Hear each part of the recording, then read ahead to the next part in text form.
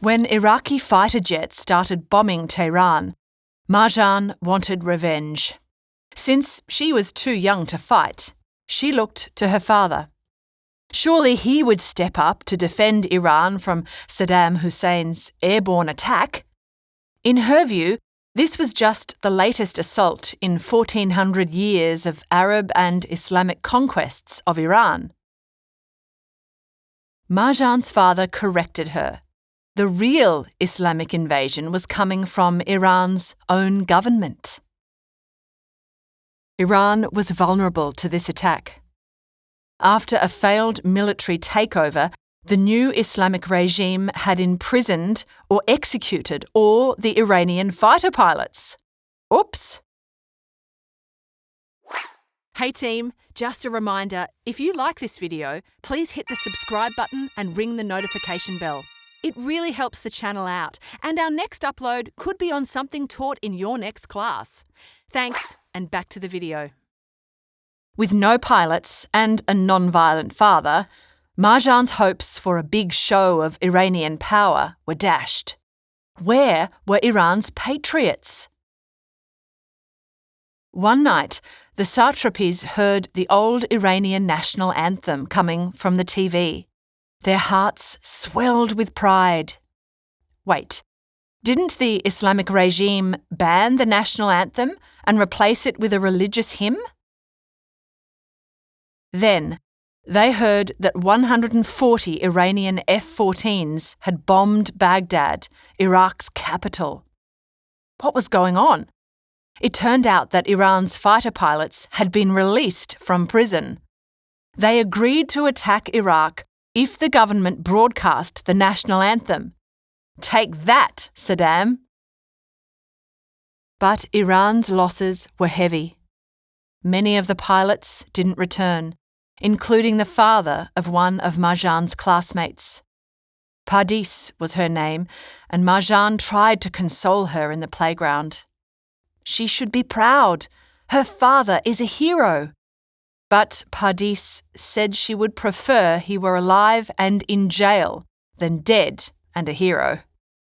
Perhaps having a father who wasn't a fighter was okay after all. As the war went on, people started emptying the supermarkets and squabbling over little things. Even Marjane's parents had a silly argument. The situation was bringing out the worst in people. But for some, it brought out their best. When Iraq bombed Iran's southern towns, the Satrapis opened their home to friends who had to flee. They had lost everything except the jewels they managed to save. Marjane soon discovered that not everyone was as empathetic. One day she overheard ladies gossiping about the southern refugees flooding into Tehran. The gossipers were worried that the southern women would eat all their food and steal their husbands. It was bad enough that Iraq was bombing them, but to have people turning against their own was a low blow. Meanwhile, Iran's military casualties were hailed as heroic martyrs. A martyr is someone who suffers greatly for a cause and is usually praised for their sacrifice. Marjane's mother preferred to concentrate on the fact that they were still living. But her school insisted on carrying out religious mourning rituals. This included breast-beating funeral marches in the playground. It wasn't long before Marjane turned the whole thing into a giant joke. This delighted her school friends, but infuriated her teachers. But you'll see where Marjane gets it from. One day, the school called all the parents in to discuss discipline. The teacher told them to make sure their children were obedient and wore their veils properly. The parents weren't impressed by this, and Marjane's father told her to shave her moustache. What a burn! What wasn't so funny was the fact teenage boys were encouraged to become soldiers. Army recruiters targeted boys from poorer neighbourhoods, telling them they would enter paradise if they died in battle. They were even given fake golden keys to paradise if they became martyrs. Marjane's cousin, Shahab, who was in the army, confirmed the worst. He'd seen busloads of teenage boys arriving at the military base every day. They'd obviously been brainwashed by a toxic combo of nationalism and visions of the afterlife.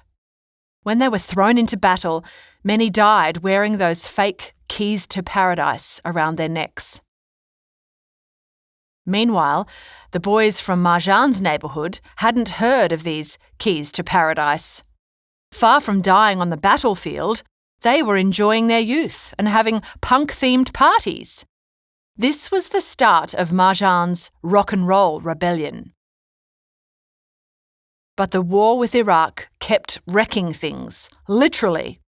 After Iran's southern towns, the Iraqi bombers targeted Tehran. The basement of the Satrapis' apartment building became a bomb shelter.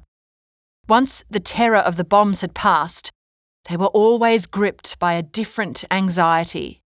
Were their friends and family okay? Then there were terrors that came from within. Iran's Revolutionary Guard. Think of them as the Islamic regime's peacekeepers, making sure everyone sticks to the rules. Even worse were those who dobbed their neighbours in to the Revolutionary Guard. The Satrapis needed to be careful about their parties. Music, card games, alcohol and dancing were strictly forbidden. So they partied discreetly.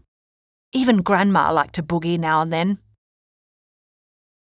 One night, they had a dangerously close call. The Satrapis had been at a family celebration when wailing sirens cut the festivities short. They quickly left the party and were driving home when some young Revolutionary Guards pulled them over. They were suspicious that Marjane's father had been drinking, so they followed the Satrapis home. Crikey! What were they going to do about their wine collection? When they arrived, Marjane's father stalled the guards outside while Marjane and Grandma raced upstairs. They quickly poured all the booze down the toilet and sprayed air freshener to hide the smell. When Marjane's parents entered without the guards, there was a moment of confusion. It turned out the guards were more interested in receiving a bribe than finding the Satrapis' wine stash. By this time, Marjane was starting to grow up, and her rebellious side started to show. It began with her cutting class to hang out with the older girls. They told Marjane they were going for hamburgers instead of gym class. Yeah, right, hamburgers. But Marjane's mother was onto her as soon as she got home. The school had called. Uh-oh. Education was a top priority in the Satrapi household, and school was not negotiable. No more hamburgers. To cope with this oppression, Marjane started hanging out in the basement. She needed somewhere to think. Apart from her mother's cruel dictatorship, Marjane was distressed about the war. It seemed like Iran's regime was deliberately prolonging the bloodshed. It had already cost 1 million lives. The regime was also becoming more tyrannical, rounding up and executing those who opposed it. Marjane decided it was time to make her rebellion official. In the privacy of the basement, she smoked her first cigarette. To make it even more symbolic, it was a stolen cigarette. Goodbye, childhood. Hello, Marjane the punk rebel. Or will it be Marjane the criminal now?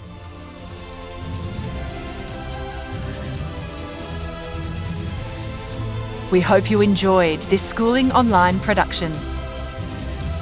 For more easy lessons, check out our other videos.